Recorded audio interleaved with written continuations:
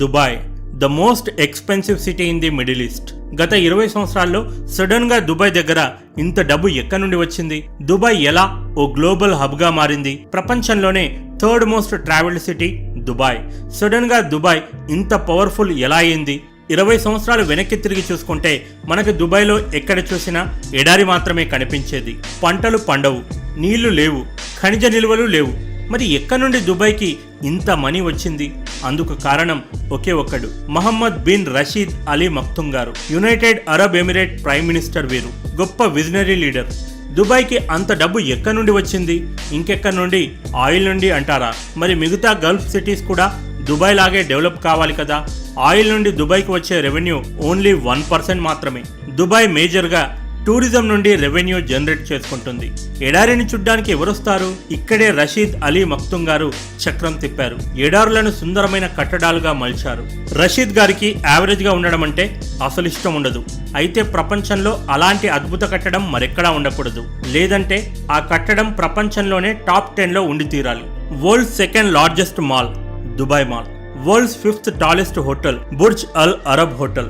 ఇది ఒక 7 star hotel. మామూలు వ్యక్తి ఇందులోకి వెళ్ళను కూడా వెళ్ళలేడు, అంత ఖరీదైన హోటల్ అది. World's largest artificial island palm island. Tallest building in the world Burj Khalifa.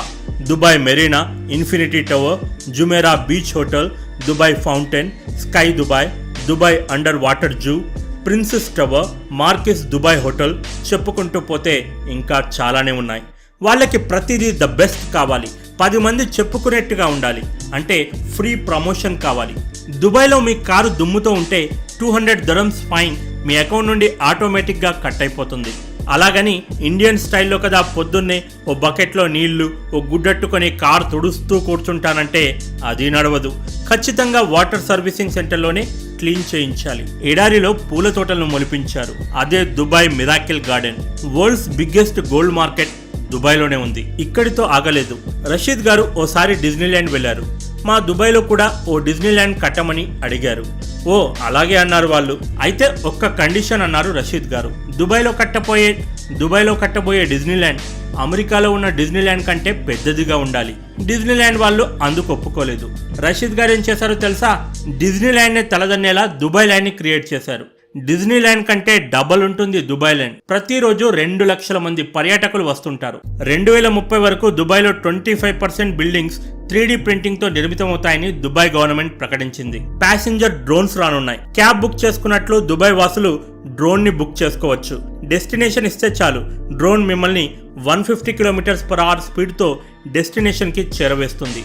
Rashid గారు అంటారు, ఆర్డినరీ పీపుల్ జల్సాలు చేయడానికే డబ్బులు దాచుకుంటారు. Extraordinary people future investment కోసం తనకంటూ ఓ సామ్రాజ్యాన్ని ఏర్పాటు చేసుకోవడానికి డబ్బులు సేవ్ చేస్తారని అంటారు. దుబాయ్ 10x ప్రాజెక్ట్ ని కూడా లాంచ్ చేసింది. 10x అంటే 10 ఎక్కువ. ఏది కట్టినా, ఏది ప్లాన్ చేసినా, ఏది అమలు పరిచినా 10 ఎక్కువ. 10 times faster, 10 times more efficient, 10 times bigger. మిగతా గల్ఫ్ కంట్రీస్ లో విచ్చలవిడిగా భూముల్లో ఆయిల్ ఉంది. ఆయిల్ ని అమ్మి అవి డెవలప్ అయ్యాయి.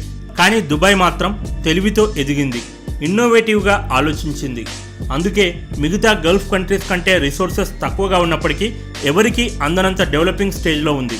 ఇందుకు ఒక ఎగ్జాంపుల్ ఇస్తాను మీకు. బిల్డింగ్ కట్టాలంటే వాటర్ కావాలి, బిల్డింగ్లో ఉండాలంటే అక్కడ ఉన్న వారికి వాటర్ కావాలి. మరి అంత వాటర్ ఎడారిలో ఎక్కడుంటుంది? తాగడానికి నీళ్లు లేక ఒంటెలను చంపి అవి నిల్వ చేసుకున్న నీటిని తాగే ఉదంతాలు ఎన్నో ఉన్నాయి. మరి కొన్ని లక్షల లీటర్ల వాటర్ ఎడారిలో ఎక్కడి నుండి పుడతాయి? ఈ సమస్యను పరిష్కరించడానికి ప్రపంచ నలుమూలల నుండి ఇంజనీర్స్ ని పిలిపించారు. బ్రదర్, మా చుట్టుపక్కల ఎక్కడ చూసినా వి షేప్డ్ కార్వ్డ్ వలీస్ ఉన్నాయి. వి షేప్ వీటికి ఎలా వచ్చింది? వలీస్ ని కోసే శక్తి నీటికి మాత్రమే ఉంటుంది. అంటే ఇక్కడ నుండి ఒకప్పుడు నీళ్లు ప్రవహించి ఉండాలి. అవి ఎప్పుడు ప్రవహించేవి? ఇప్పటికీ భూగర్భంలో నీటి నిల్వలు ఉన్నాయా అని రీసెర్చ్ చేయించారు. వారి రీసెర్చ్ లో తేలింది ఏంటంటే సరిగ్గా 2 మిలియన్ సంవత్సరాల క్రితం అక్కడ నుండి నీళ్లు ప్రవహించేవి. వాళ్ళు ఆ ప్రాంతంలో తవ్వించారు. కొన్ని 100 కిలోమీటర్లు తవ్వారు. అక్కడ ఇప్పటికీ వాటర్ ఉన్నట్లు కనుగొన్నారు. అక్కడ నుండి వాటర్ ఎక్స్ట్రాక్ట్ చేసి బిల్డింగ్స్ కట్టారు. ఆ బిల్డింగ్స్ కూడా ఆర్డినరీ బిల్డింగ్స్ కాదు, world's tallest, largest, greatest buildings. మరి మనలాగా వాటర్ రిసోర్సెస్ ఉంటే ఇంకెన్ని అద్భుతాలు చేసేవారో మీరే ఆలోచించండి. హైపర్ లూప్ ట్రైన్ బిల్డ్ చేస్తున్నారు. నిజానికి ఇవి వాక్యూమ్ ట్యూబ్స్. ఎంత స్పీడ్గా ట్రావెల్ చేస్తాయంటే 10,000 ప్యాసింజర్లు అబుదాబి నుండి దుబాయ్కి కేవలం 12 నిమిషాల్లో చేరుకోవచ్చు. అంతేకాదు డ్రైవర్లెస్ వెహికల్స్ రానున్నాయి. షేరింగ్ క్యాబ్ లాగా అన్నమాట. ఓ 30 మంది బుక్ చేసుకుంటే చాలు, వెహికల్ రెడీ అయిపోతుంది. డెస్టినేషన్ నొక్కగానే ఆ ప్రాంతంలో మిమ్మల్ని డ్రాప్ చేస్తుంది. ఆటోమేటిక్గా మీ అకౌంట్ నుండి డబ్బులు కట్ అయిపోతాయి. No driver, no man power, మొత్తం టెక్నాలజీ బేస్డ్. 2025 వరకు దుబాయ్లో 25% డ్రైవర్లెస్ వెహికల్స్ని చూడవచ్చట. Smart police stations ATM centre లాగా ఉంటాయి. పోలీస్ స్టేషన్లో పోలీస్ కనిపించడు. అక్కడికి వెళ్ళాలి, మెషిన్లోనే కంప్లైంట్ ఇవ్వాలి. అప్పుడు పోలీసులు రంగంలోకి దిగుతారు. కొన్ని గంటల్లోనే మీ ప్రాబ్లం సాల్వ్ అయిపోతుంది. No corruption, no partiality, no VIPism. అందరికీ ఒకే న్యాయం. దుబాయ్ పోలీసులు ప్రపంచంలోనే రిచెస్ట్ పోలీసులు. సూపర్ కారుల్లో తిరుగుతుంటారు. దుబాయ్లో 200 దేశాల ప్రజలు నివసిస్తుంటారు. నిజానికి దుబాయ్లో లోకల్ పీపుల్ 10% మాత్రమే ఉంటారు. మిగతా వారంతా విదేశస్తులే. పని కోసం, బతుకు తెరువు కోసం వచ్చిన వాళ్ళు. దుబాయ్ షేకులు పని చేయరు. తెలివిగా ఇతరులతో పని చేయిస్తారు. పెద్ద పెద్ద బిల్డింగ్స్ కట్టాలంటే వర్కర్స్ ఎక్కడి నుండి వస్తారు? పేద దేశాలు, ఎకానమీ తక్కువగా ఉన్న దేశాలు, డెవలపింగ్ కంట్రీస్లో ఉన్న జనాలను వీళ్ళు టార్గెట్ చేస్తారు. వాళ్లకు డబ్బు ఆశ చూపి ఎక్స్ట్రీమ్ కండిషన్స్లో వాళ్ళతో పని చేయించుకుంటారు. ఎడారిలో 50 డిగ్రీ సెంటిగ్రేడ్ అబోవ్ టెంపరేచర్లో పని చేయడం అంటే అంత ఆషామాషి కాదు. ఇప్పటికీ మన ఇండియా నుండి కూడా కొన్ని లక్షల మంది బ్రతుకు తెరువు కోసం దుబాయ్ వెళుతుంటారు. పాకిస్తాన్, బంగ్లాదేశ్, నేపాల్, ఫిలిప్పైన్స్ ప్రజలు కూడా దుబాయ్లో మనకు ఎక్కువగా కనిపిస్తారు. దుబాయ్లో కన్స్ట్రక్షన్స్ ఎంత ఫాస్ట్గా అవుతున్నాయంటే ప్రపంచంలో 1/4 జేసీబీ క్రేన్స్ దుబాయ్లోనే ఉన్నాయి. ప్రపంచ నలుమూలల నుండి లేబర్స్ని రప్పించి పెద్ద పెద్ద కట్టడాలను కట్టిస్తున్నారు. Burj Khalifa, Burj Al Arab వంటి కట్టడాలు అలా కట్టించినవి. అలాగే దుబాయ్ తెలివిగా థింక్ ట్యాంక్ ని బిల్డ్ చేసుకుంటుంది. థింక్ ట్యాంక్ అంటే group of intelligent people. Talent persons ని అట్రాక్ట్ చేయడానికి తెలివిగా ట్యాక్స్ సిస్టమ్ ని రద్దు చేసింది. దుబాయ్లో మీరు ఎంత సంపాదిస్తే అంతా మీదే. గవర్నమెంట్కి ₹1 కూడా ట్యాక్స్ కట్టాల్సిన పని లేదు. ట్యాక్స్ లేదు కాబట్టి వైట్ మనీ, బ్లాక్ మనీ క్వశ్చనే లేదు. ప్రతి పైసా వైటే అక్కడ. మరి ట్యాక్స్ తీసుకోకపోతే గవర్నమెంట్కి డబ్బులు ఎక్కడి నుండి వస్తాయి? Fines, penalty. ఏమాత్రం అప్రమత్తంగా ఉన్నా ఫైన్ పడుద్ది. దుబాయ్ రూల్స్ అంత స్ట్రిక్ట్ గా ఉంటాయి.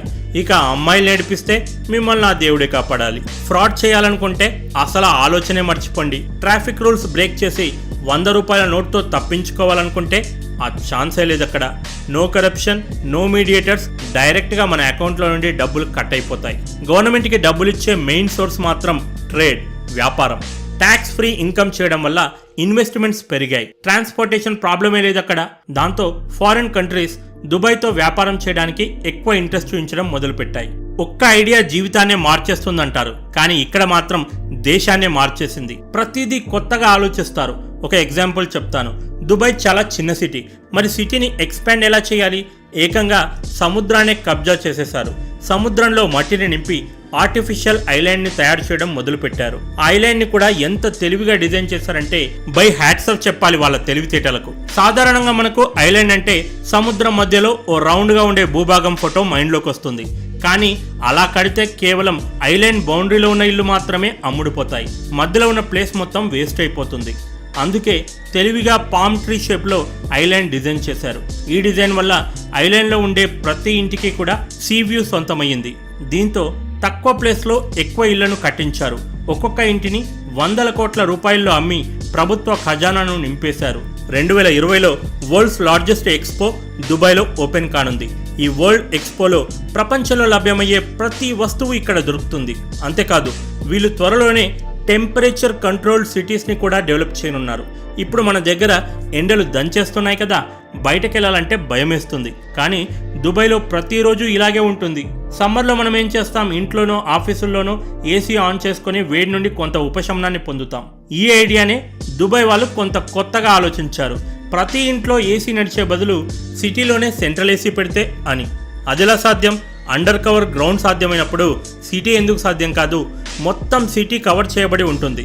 సూర్యుని పెత్తనం ఆ సిటీలో అస్సలు నడవదు. సిటీలో ఎంత టెంపరేచర్ ఉండాలన్నది సూర్యుడు కాదు, గవర్నమెంట్ డిసైడ్ చేస్తుంది. ఇంట్లోనే కాదు, రోడ్లపై, మేడ మీద, ఆఖరికి గ్రౌండ్లో కూడా ఏసీనే. ఆ సిటీ మొనాకోకి 3 రెట్లు పెద్దదిగా ఉంటుందట. ఆ సిటీలో hotels, theatres, restaurants, what not ప్రతిదీ ఉంటుందట. ఇదంతా చూసి నేను అప్పుడప్పుడు ఆలోచిస్తాను, వీళ్ళు ఎలా ఆలోచిస్తారో అని. సక్సెస్కి కావాల్సింది రిసోర్సెస్ కాదు, ఐడియా అని నిరూపించిన దేశం దుబాయ్. అలాగే మనలో కూడా చాలామంది మా పేరెంట్స్ మాకు ఆస్తులేమీ ఇవ్వలేదు, పెద్ద పెద్ద స్కూళ్ళలో చదివించలేదు అని ఏవో కుంటి సాకులు చెప్పి ఫెయిల్యూర్స్ని కప్పిపుచ్చుకునే ప్రయత్నం చేస్తారు. లైఫ్లో సక్సెస్ సాధించడానికి ఇవేమీ అవసరం లేదు. ఒక ఇన్నోవేషన్ ఐడియాను ఇంప్లిమెంట్ చేయగలిగే డెడికేషన్ ఉండాలంతే. అప్పుడు మనమందరము డెవలప్ అవుతాం, మనతో పాటు దేశం కూడా డెవలప్ అవుతుంది. ఇది ఈ వీడియో. మరో వీడియోతో మళ్ళీ కలుద్దాం. This is Prashant signing off. Bye bye and take care.